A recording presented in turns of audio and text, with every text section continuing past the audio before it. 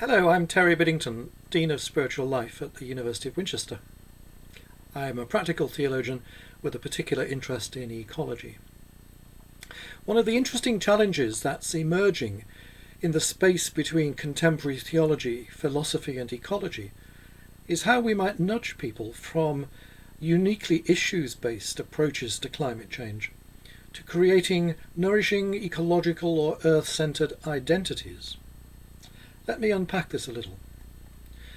Well, of course, getting people involved in and passionate about saving the rainforests or equitable access to water and food, addressing the disaster of plastic waste or the threats posed by GM food is and will remain critical. There is another horizon beckoning us, one that urges us to critique some of the ideas that appear to have been contributing to the current crisis we find ourselves in. Now, ideas about and language about God, divinity and mystery are inevitably metaphoric in nature. They say how we imagine things are like, not necessarily how they are. And while many of us are nervous about admitting the essentially poetic nature of theological statements, this doesn't detract from the question of why we prefer certain metaphors over others. Our use of language that privileges, for instance, notions of light over darkness, above rather than below, or even white over black, has had far-reaching consequences in terms of the creation of the normative Christian worldview, and therefore of the dominant cultural perceptions that flow from it.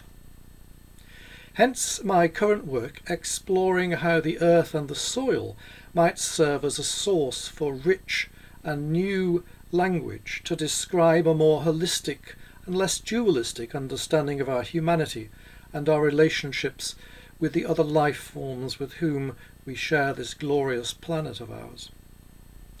The creation story in Genesis 2, the older of the two accounts, is clear that all creatures are made from the soil or clay, Adamah in Hebrew. And eventually God takes some of this Adamah and fashions another creature that God calls Adam. No, not the first man called Adam, as we have often come to imagine, but an androgynous Adam, made of the Adamah. The pun is intended to emphasize the connection between what, after a poetic deep sleep, goes on to become a man and a woman, and the rest of the life on the planet. Humans, and the word itself connects us with the humus in the ground, are made of the earth. We are earthlings, groundlings. We are ensoiled creatures like the rest of creation. All life comes from the earth. All life shares a common connection with the soil upon which we're all dependent. But most of us fail to give soil even a second thought.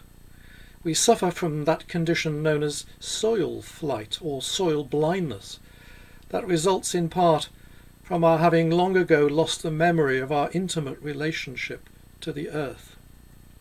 We routinely deny this connection.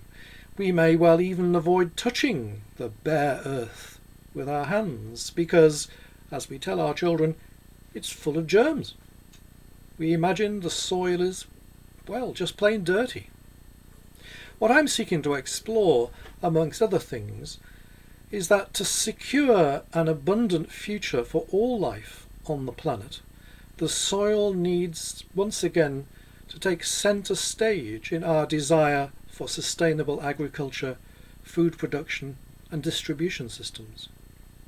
Just as importantly, however, the future of all life on the planet also depends on our willingness for the soil to once again inform the thought processes, language, metaphors, ideas and rituals by which we locate and understand ourselves as living sustainably and independently into the future, along with all other life forms on the planet. We need to grow and nourish the soil so that it can feed life. But we need to think soil and incorporate it into our essential connectivity with the soil and with a new ecological, earth-centred human identity, so that we can break through the often moribund, shrivelled and earth-impoverished layers of our dominant philosophies and theologies in order to find practical, meaningful, flexible and nourishing modes of thinking that, informed by awareness of our kinship with the rest of the living world and its soils, will lead us towards the more healthy, integrated and sustainable future we all need.